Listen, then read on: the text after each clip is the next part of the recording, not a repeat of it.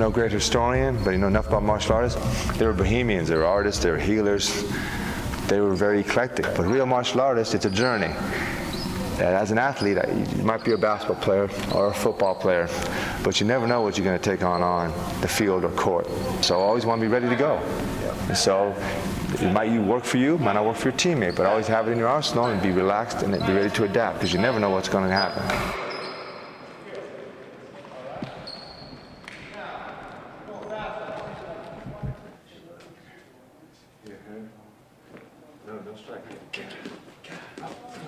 The theme I kept drawing me was eclectic. I wanted to have adaptable skills, and I just Jeet Kune Do, Kuk Sool, the MMA, which came into my interest later on, Krav Maga, all had that theme. And that's the beauty of San Francisco. It's such a diverse, populated city. You get people from all over the world, and martial arts is very popular. And you can get formal education and informal.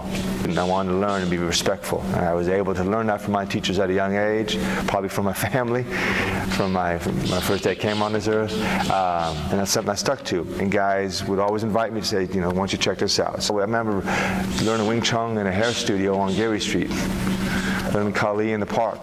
And I just met guys. I met some really good guys, and I always maintained my mindset, even to this day, as a student. I wasn't going to be a hard-ass type of guy. I wanted to put my ego outside. I wanted to be a student. I wanted to learn and be respectful.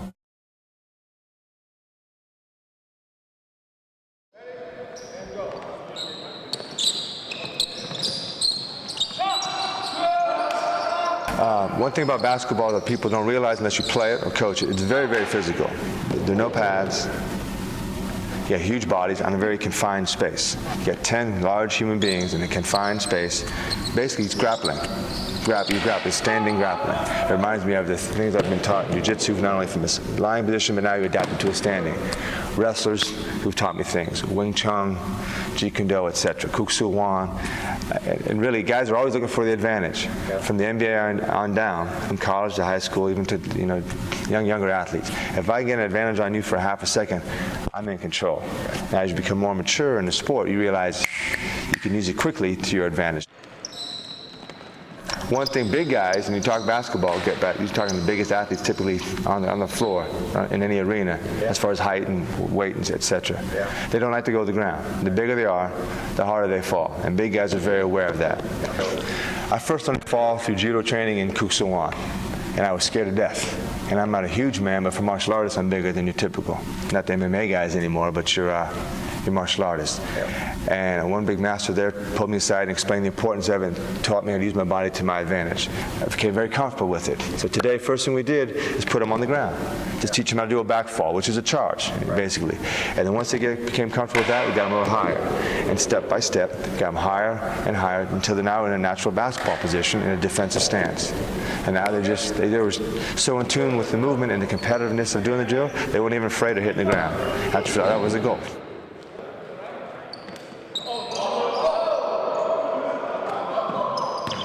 You know, in the NBA, veterans know what they can and can't not get away with, and where the refs are at all times. There's 3 refs on the court, so they know when to grab a guy, when not to grab a guy, when to hit someone, an elbow strike, and even a hammer punch to the groin if they can, kneeing. They do all kinds of grabbing shorts. So just like you learn in martial arts, if you allow that to happen, it's an attitude. They own you for the game. If you initiate your space right away, respectfully, but you initiate it, it's not going to happen.